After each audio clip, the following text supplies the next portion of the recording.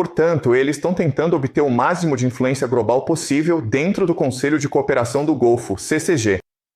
E a narrativa é que eles estão tentando moldar a opinião global e tentando fazer com que todos acreditem que estão do lado certo da história.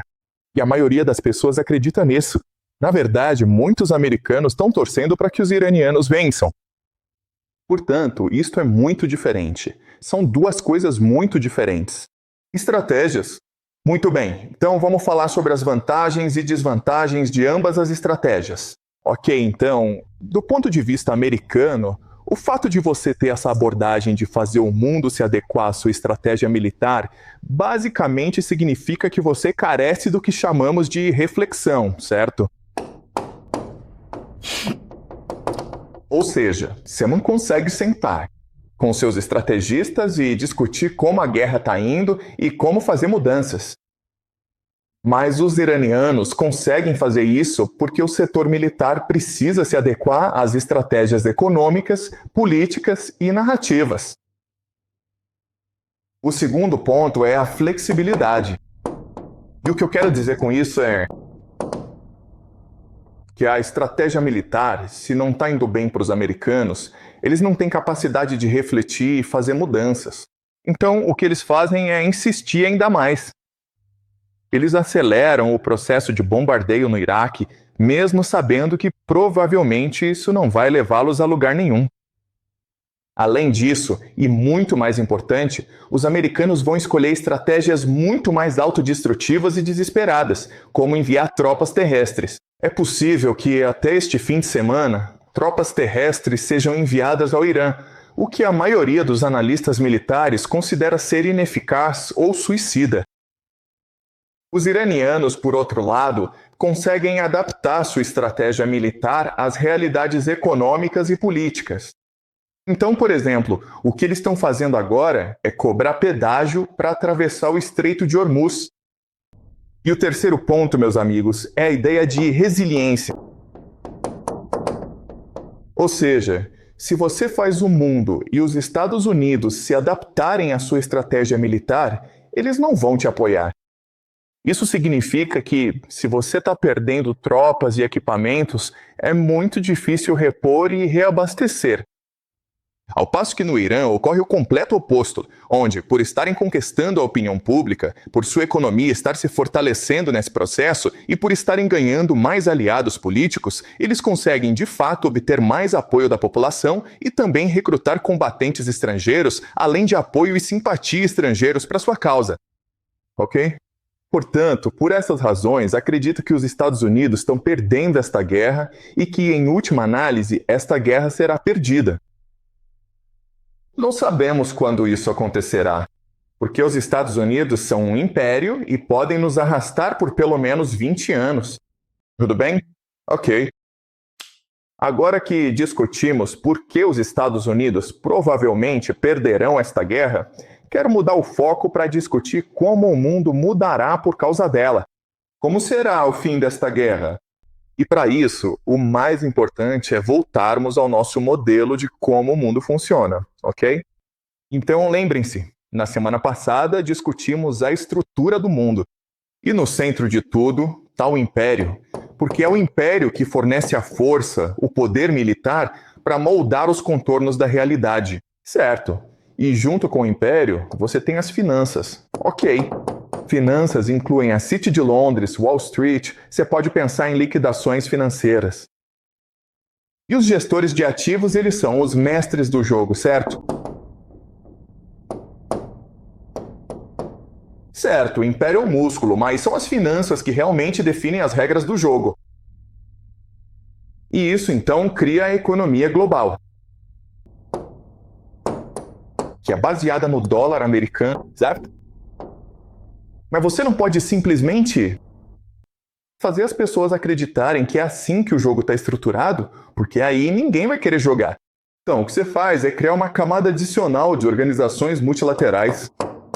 O que os americanos gostam de chamar de ordem internacional baseada em regras, incluindo a ONU e a OMC, ok? E outras organizações.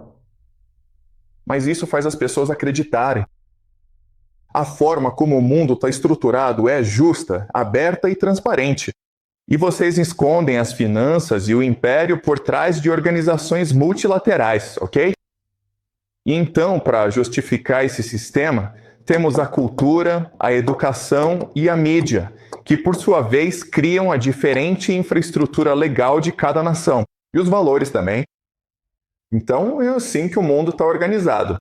Também discutimos como existem essas organizações que estão acima do Estado-nação, que estão acima do sistema, para se beneficiar do sistema, mantê-lo funcionando, mas também para extrair renda dele.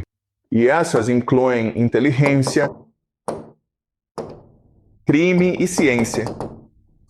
Também discutimos como as forças organizadoras por trás da inteligência, do crime e da ciência são o capital transnacional.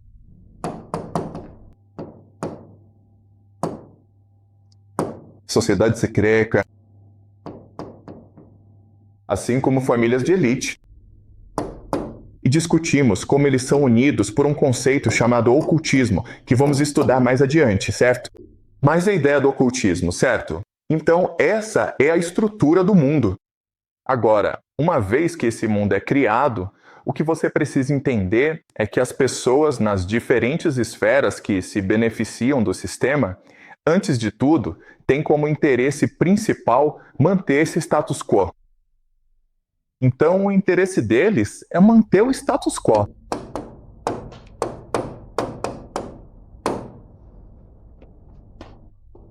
Basicamente, eles querem que o sistema continue. O problema desse sistema é que, no fundo, ele é um império que provavelmente vai perder a guerra no Irã. E isso cria um problema, porque se o império cair, então é possível que toda a sua estrutura desmorone também. Então a única solução é substituir o império americano, por outro império, certo? Que seja capaz de fornecer a força para esse sistema. E esse império, como já argumentei antes, é obviamente Israel. E é isso que chamamos de Pax Judaica. Ok? À primeira vista, parece que esta guerra é entre os Estados Unidos e o Irã.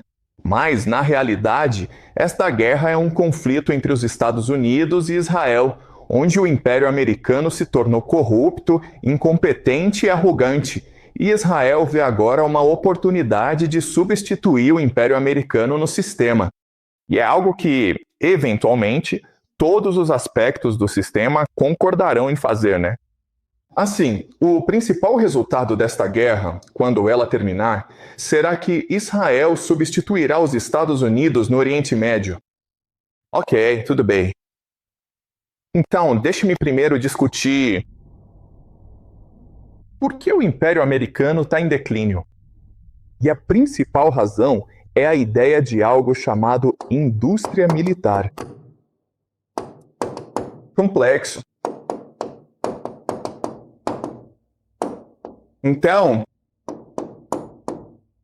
durante a maior parte de sua história, os Estados Unidos não tiveram um exército profissional.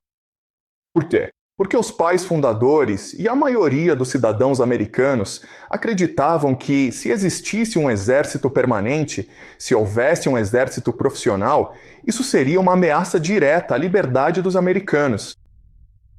Porque os americanos lutaram uma guerra, a Guerra da Independência, para se livrar do exército profissional que eram os britânicos. Ok, então os americanos não gostam de um exército profissional, mas para lutar na Primeira e na Segunda Guerra Mundial, eles não tiveram escolha a não ser criar um exército permanente. O problema é que, depois que a América venceu a Segunda Guerra Mundial, o aparato permaneceu, e esse aparato queria manter o status quo. Ou seja, eles queriam acesso ilimitado aos fundos do governo. Isso levou à Guerra Fria, e a Guerra Fria foi uma justificativa para o MIC, o Complexo Industrial Militar, para conseguir o máximo possível de financiamento do governo. E o azul, como você pode ver, são os gastos do governo. Ok, a gente entende por que eles gastaram todo esse dinheiro na Segunda Guerra Mundial, porque estavam lutando uma guerra para salvar a América e salvar o mundo. Mas, como você pode ver, Mesmo que tenha caído drasticamente no final da guerra, a partir da Guerra Fria você tem esse aumento, certo? E depois você tem a Guerra do Vietnã. Então, depois que a América venceu a Guerra Fria, você viu esse aumento massivo. Isso é algo chamado de guerra ao terror.